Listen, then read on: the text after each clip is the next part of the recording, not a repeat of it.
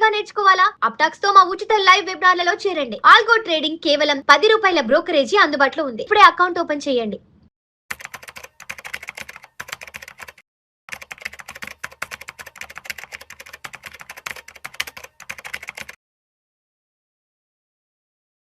నమస్తే, నేను జీవి సత్యనారాయణ. ఈరోజు ఈ వీడియోలో రాజేష్ ఎక్స్పోర్ట్స్ అన్నమాట. షేర్ మార్కెట్లో బాగా వెలిగినటువంటిది. అది ఎందుకు హై నుంచి లోకి వచ్చిందో చూద్దాం. ఒక 2 days నుంచి రాజేష్ ఎక్స్పోర్ట్స్ మీద బాగా రావడం జరిగింది. ఏం జరిగిందో చూద్దాం. సెబీ ఏదైతే ఈ రాజేష్ ఎక్స్పోర్ట్స్ మీద భారీ అకౌంటింగ్ మోసాలు జరిగినాయనే ఆరోపణలతోటి సెబీ వాళ్ళు చర్యలు తీసుకోవడం జరిగింది. దాంతో ఈ రాజేష్ ఎక్స్పోర్ట్స్ షేర్ ఏదైతే ఉందో లోయర్ సర్క్యూట్కి రావడం జరిగింది. ఈ అంటే ప్రతికూల వార్తలు అంటే రాజేష్ ఎక్స్పోర్ట్స్ మీద ఏవైతే న్యూస్ ఉన్నాయో వాళ్ళు ఏం చెప్పారు, సెబీ ఏమన్నది, ఎందుకోసం అది కంటిన్యూగా లోయర్ సర్క్యూట్కి వస్తుందో చూద్దాం. సెబీ ఆరోపణలు ఏంటిది, వీళ్ళు అంటే సెబీ ఏం చర్యలు తీసుకుంటుంది. 15.15 లక్షల కోట్ల రూపాయలు తప్పుడు ఆదాయం చూపించారు వీళ్ళ బ్యాలెన్స్ షీట్, ప్రాఫిట్ అండ్ లాస్లో. వీళ్ళ profit and loss balance sheet పట్టికలో 15.15 లక్షల కోట్లు ఎప్పటి నుంచి, ఫైనాన్షియల్ ఇయర్ 2021 నుంచి 2025 మధ్య కాలంలో కంపెనీ ఏదైతే ఆదాయం ఉందో ఇన్కమ్ అదంతా 97% నుంచి 99% ఆర్టిఫిషియల్ అంటే కృత్రిమంగా సృష్టించింది. ఇన్ఫ్లేటెడ్ అంటే లేవు, సేల్స్ లేదు, కానీ కృత్రిమంగా వాళ్ళు చూపించిండ్రు అనేది సెబీ 109 పేజీల మధ్యంతర ఉత్తర్వుల్లో పేర్కొనడం జరిగింది. అయితే ఈ సెబీ ఎప్పుడైతే ఉందో మళ్ళీ ప్రమోటర్లు వాళ్ళ మీద నిషేధించడం జరిగింది. ఈ కంపెనీ ప్రమోటర్ ఎవరైతే ఉన్నారో ఆయన మేనేజింగ్ డైరెక్టరు రాజేష్ మెహతా.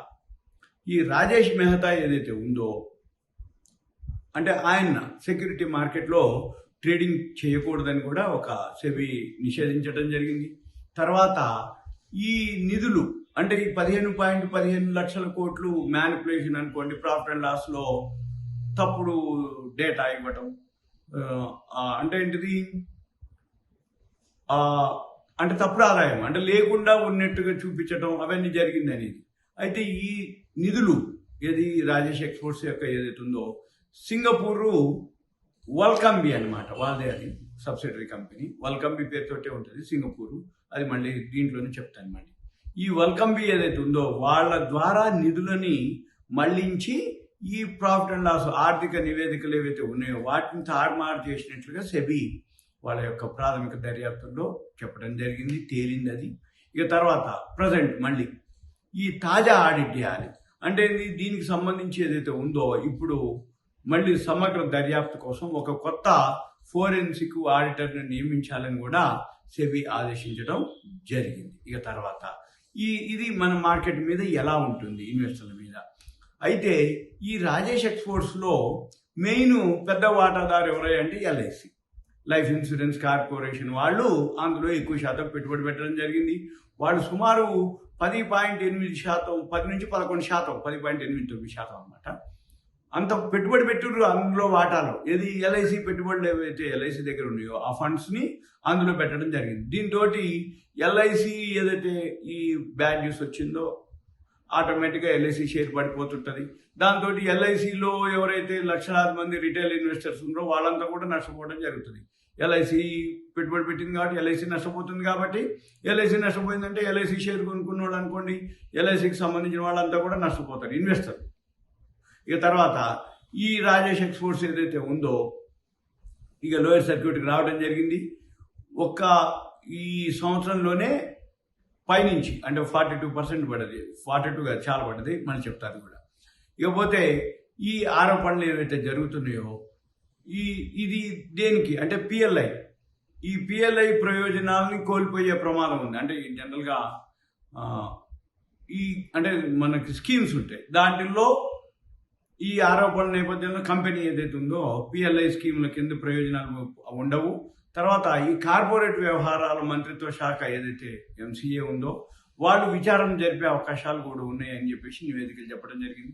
అయితే ఇదంతా ఇలా జరిగిన తర్వాత కంపెనీ ఎలా స్పందించింది? ఈ కంపెనీ ఏం చెప్తుంది? దీన్ని తీవ్రంగా ఖండించడం జరిగింది. అయితే వాళ్ళు ప్రకటించినటువంటి ఆదాయ వివరాలు ఏదైతే ఉందో వాళ్ళు సెబీ తోటి కమ్యూనికేషన్ గ్యాప్ అంటే సమాచారం లోపం జరిగింది అనేది, దాంతో ఈ పరిస్థితి వచ్చిందని చెప్పడం జరిగింది. దాంతో వాళ్ళు రాజేష్ ఎక్స్పోర్ట్స్ వాళ్ళు ఈ విషయం చెప్తుంటారు అనమాట. అయితే దీనిపైన అంటే ఈ ఏదైతే ఉత్తర్వులు ఉన్నాయో దాని మీద ఒక సమయం ఉంటుంది, ఒక 21 రోజుల సమయం ఉంటుంది ఏది దానికి రిప్లై ఇవ్వడానికి. అయితే మనం ఇక ఈ రాజేష్ ఎక్స్పోర్ట్స్ అనే కంపెనీ ఏం చేస్తుంది, అసలు ఎవరు ఏంటిదో ఒకసారి కంపెనీకి వెళ్తే ఇది 1100 నుంచి 100 రూపాయలకు వచ్చింది. అంటే ఎంత పడిందో చూసుకోండి. ఓన్లీ 10%లోనే ఆ షేర్ అంతా కూడా ట్రేడ్ అవ్వడం జరిగింది. రోజు లోయర్ సర్క్యూట్కి రావడం జరిగింది. ఈ బ్యాడ్ న్యూస్ వచ్చాక ఇంకా కూడా లోయర్ సర్క్యూట్కి వచ్చేస్తుంది అనమాట ఆ షేర్. ఇప్పుడు ఈ రాజేష్ ఎక్స్పోర్ట్స్ ఎవరు ఏంటిదో చూద్దాం. ఈ రాజేష్ ఎక్స్పోర్ట్స్ ఏదైతే ఉందో వీళ్ళు ఈ సింగపూర్ అనమాట. అంటే వీళ్ళు వరల్డ్లోనే లార్జెస్ట్ జ్యువెలరీ అనమాట మ్యానుఫ్యాక్చరింగ్ యూనిట్. ఇక్కడ వైట్ ఫీల్డ్ బెంగళూరులో ఉంటుంది. అయితే ఇది వచ్చి ఏంటిది, అసలు వీళ్ళు మ్యానుఫ్యాక్చరింగ్ చేస్తారు, ఎక్స్పోర్ట్ చేస్తారు. దీనికి సంబంధించిన ఏది జ్యువెలరీకి సంబంధించింది అన్నమాట. వీళ్ళు ఇదంతా ఏదైతే ఉందో ఇది ఎప్పటి నుంచి ఉంది, సుమారుగా అంటే 1100 నుంచి షేర్ ఇప్పుడు ఇవాళ అయితే లోయర్ సర్క్యూట్కి రావడం జరిగింది. పైనుంచి సుమారుగా వీళ్ళ ప్రాఫిట్ ఎంత అంటే సేల్స్ అనుకోండి 112 కోట్లు మొన్న లాభం చూపించారు. అంతకుముందు 95 కోట్లు ప్రాఫిట్ చూపించారు. ప్రమోటర్ స్టేక్ వచ్చి 54.55% ఉంది. ఎఫ్ఐఎల్ స్టేక్ వచ్చి 14.26% ఉంది. దీంట్లో మ్యూచువల్ ఫండ్స్ వచ్చి 10.8% ఉంది. మన పబ్లిక్ వచ్చి 20.39% ఉంది. ఈ డిఐఏలు మళ్ళీ ఏదైతే 10.8 ఉందో అందులో మనం ఎల్ఐసి కూడా ఉంటుంది. ఇకపోతే క్యాష్ ఫ్లో కానీ ఇవన్నీ మ్యానిపులేషన్ జరిగింది అనేది ఇది అనమాట. ఇక మనం చూడవలసింది ఏంటిది అంటే ఏదైతే కంపెనీకి సంబంధించింది ఉందో ఈ కంపెనీ ఏదైతే ఇన్ఫర్మేషన్ ఉందో ఇదంతా మళ్ళీ రాబోయే రోజుల్లో మనం ఏం చేయాలి, ఎలా చూడాలి. ఆల్రెడీ ఇటువంటివి ఎప్పుడు జరుగుతూనే ఉంటాయి స్కామ్లు. ఇప్పటి నుంచి కాదు, 92 హర్షాల మేత తర్వాత, 96 మామూలు మార్కెట్ బూమ్ స్కామ్లు 2001 కేతన్ పరేఖ్ స్కామ్ అని, 2000 Y2K సాల్వ్ అయింది. ఇలా ప్రతిసారి ఏదో ఒక కంపెనీ జరుగుతూనే ఉంటాయి అన్నమాట పైనుంచి కిందికి. అయితే అది బయటకు వచ్చే బదులు మనం చూడవలసిన కొన్ని జాగ్రత్తలు ఉంటాయి. ఏదైతే మీరు కొందలుచుకుంటారో, ఏదైతే షేర్ కొందలుచుకుంటారో మనం ఏం చేయాలి అంటే సింపుల్గా ఒకటే లాజిక్ అనమాట. కంపెనీ యొక్క బ్యాలెన్స్ షీట్లోకి, ప్రాఫిట్ అండ్ లాస్లోకి అది మ్యానిపులేషన్ ఉందా లేదా అనేది మనం చూడాలి అంటే సింపుల్గా ఆ కంపెనీ యొక్క సేల్స్ ఎంత పెరుగుతుంది, లాభం ఎంత వస్తుంది, సేల్స్ ఇంక్రీజ్ ఎలా అవుతుంది లేదు అనేది కూడా మనం అన్ని గమనించాలి. అప్పుడు మీకు ఆ ప్రమోటర్ స్టేకు, ప్రాఫిట్ అండ్ లాస్ అకారణంగా అంటే లాభం సేల్స్ ఎంత పెరిగితే లాభం ఎంత చూపిస్తున్నారు, లాభం ఎంత వస్తే అసలు నిజమేనా అబద్ధమేనా అంటే ఎక్కడ మ్యానిపులేషన్ జరిగింది అనేది కనుక మనం కొంచెం గమనించినట్లయితే మనకి పెద్దగా ఏమి ఉండవు అనమాట. ఎప్పుడైనా కానీ ఇటువంటివన్నీ కూడా జరిగిన తర్వాతనే తెలుస్తుంది. కాకపోతే జరగకముందు కొంచెం జాగ్రత్తలు కనుక తీసుకుంటే అప్పుడు రోజు అప్పర్ సర్క్యూట్లకు పోతూ ఉంటుంది షేరు. మళ్ళీ ఇప్పుడు పట్టం మొదలు పెడితే రోజు లోయర్ సర్క్యూట్లకు వస్తూ ఉంటుంది. ఇటువంటి చాలా జరుగుతూనే ఉంటాయి. అయితే ఇక కొన్ని వేల కంపెనీలు, ఉదాహరణకి మీరు సిడిఎస్ఎల్ కనుక వెబ్సైట్ ఓపెన్ చేస్తే సిడిఎస్ఎల్లో ఎన్ని వేల కంపెనీలు రిజిస్టర్ అయి ఉన్నాయో చూడొచ్చు మనం.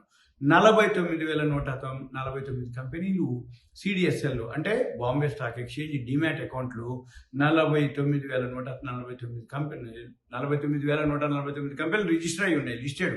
కానీ మనకి ఇప్పుడు ఎన్ని కంపెనీలు ట్రేడ్ అవుతున్నాయి, ఎన్ని షేర్లు ఉన్నాయి, అవన్నీ వెళ్ళిపోయినాయి, అవన్నీ లేవు, వందల్లో ఉన్నాయి అనమాట. అంటే 49,000లో 10% వేస్తే 4,900 ట్రేడ్ అవుతున్నాయి. ఇంకా అందులో 10% వేసుకుంటే దాని మీద 10, దాని మీద 10, దాని మీద 10 వేసుకుంటే ఒక 30 షేర్లు 30, 50, 100 వెళ్తాయి అనమాట. మంచి మిగిలినవన్నీ కూడా ఏదో ఒక రూపంలో జరుగుతూనే ఉంటాయి. అందుకని ఇన్వెస్టర్లు బాగా జాగ్రత్తగా అప్రమత్తంగా ఉండాలి.